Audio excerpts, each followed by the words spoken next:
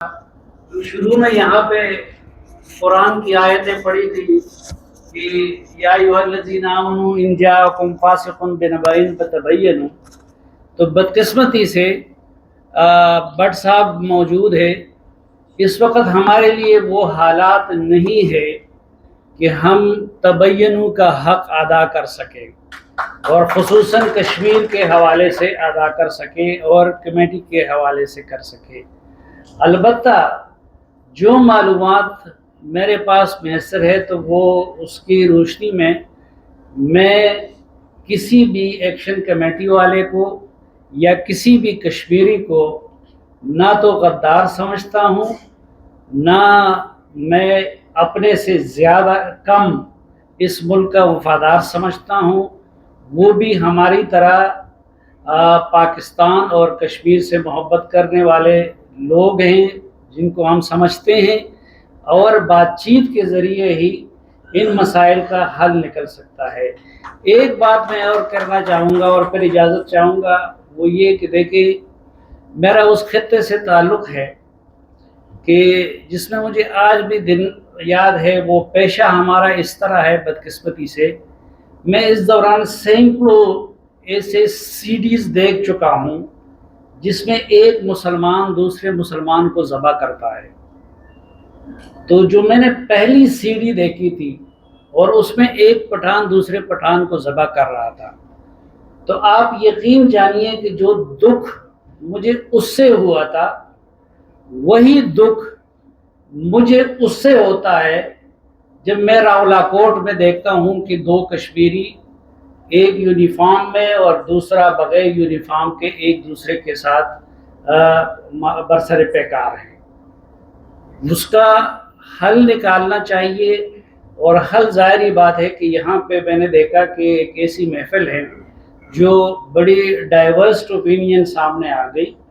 تو امیری جماعت اسلامی یہاں پہ تشریف فرما ہیں، ان سے میری گزارش ہوگی کہ وہ انہی لوگوں کی یہ بنی بنائی کمیٹی ہے، اور ان کو جائیں اور ادھر جا کے دونوں سائڈ کو، حکومتی سائڈ کو بھی اور جو کمیٹی کی سائڈ والے ہیں ان کو بھی، کسی اور کا نہیں بلکہ مقبوضہ جموں و کشمیر کے شہداء کا، وہاں کی ماؤں کا، وہاں کی بہنوں کا، ان کا واسطہ دے کر ان کو بتائیں کہ خدا کے لیے ان لوگوں کی 70 سالہ قربانیوں کو رائے گاہ جانے نہ دیجیے۔ بہت شکریہ جی۔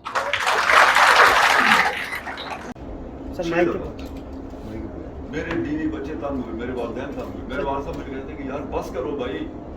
سر مائک کے سر آپ جذبات میں ضرور ہو۔ اور ایک دفعہ یہ ہوا کہ بسمل صاحب کی طرح کچھ میرے دوست تھے، وہ میرے گھر آ گئے، مجھے کہنے لگے کہ بس کرو، کہ تم کیوں باتیں کرتے ہو، بچوں کو تنگ کر رہے ہو، حکومت تمہارے خلاف ہے، فلاں یہ وہ۔ میں چپ ہو گیا۔ گھر میں بھی بڑا ایگریسو ماحول تھا، ہر تیسرے دن اویسی لگ جاتا ہے۔ میں نے ان سے پوچھا، میں نے کہا یار آپ سارے لوگ بڑے تجربہ کار ہیں، بڑے پڑھے لکھے ہیں، آزاد کشمیر کے بڑے ترقیشدہ بیوروکریسی کے ستارے ہیں، ان کو بڑے کہتے تھے ترقیشدہ ستارے ہیں، مجھے کہتے تھے کہ یہ معاملہ فہم نہیں ہے، اس کو سمجھ نہیں آتی۔ میں نے کہا یہ مجھے بتاؤ کہ جو کچھ میں کہہ رہا ہوں میں ٹھیک کہہ رہا ہوں یا غلط کہہ رہا ہوں؟ کہہ تو بالکل ٹھیک رہے ہو۔ میں نے کہا اٹھو ادھر سے، میں نے کہا میرے گھر سے نکل جاؤ فوراً۔ بڑے پریشان ہوئے، اتنی بدتمیزی۔ میں نے کہا ظالمو، جب یہ تمہارا دل یہ گواہی دے رہا ہے اور تم یہ کہہ رہے ہو کہ جو کچھ میں کہہ رہا ہوں میں ٹھیک کہہ رہا ہوں، تو پھر تو مجھے حوصلہ دو کہ یار تمہارے ساتھ زیادتی ہوئی ہے، بالکل ہم تمہارے ساتھ ہیں اور کچھ نہ کر سکو، اتنی تو بات کہہ سکتے ہو نا۔ اب مجھے ڈرانے کی کوشش کر رہے ہو کہ نہ بولو نہ بولو نہ بولو۔ اب نہ بولتے بولتے بولتے بولتے یہ جو کسی نے یہاں بات کی نا، آپ نے بات کی یا کسی نے بات کی کہ جی کسی نے ڈنگر کہا، کسی نے کیا کہا، کسی نے، وہ بھائی جب بے انصافی کا آپ انتہا کر دیں گے اور آپ سننے کے لیے تیار نہیں ہیں، اور دیکھیں الیکشن کیوں غیر جانبدار ہونے چاہیے؟ इलेक्शन क्यों साफ सुथरे होने चाहिए? बुनियादी नर्सरी फराहम करेंगे लीडरशिप की, लेजिस्लेशन की। एक इलेक्शन आप जब फेयर नहीं कराएंगे तो कौन लोग असेंबली में आएंगे, वो कैसे आएंगे? भाई मेरे सामने की बातें हैं। इलेक्शन कंपेयर में कौन जाता था? क्यों जाए कोई?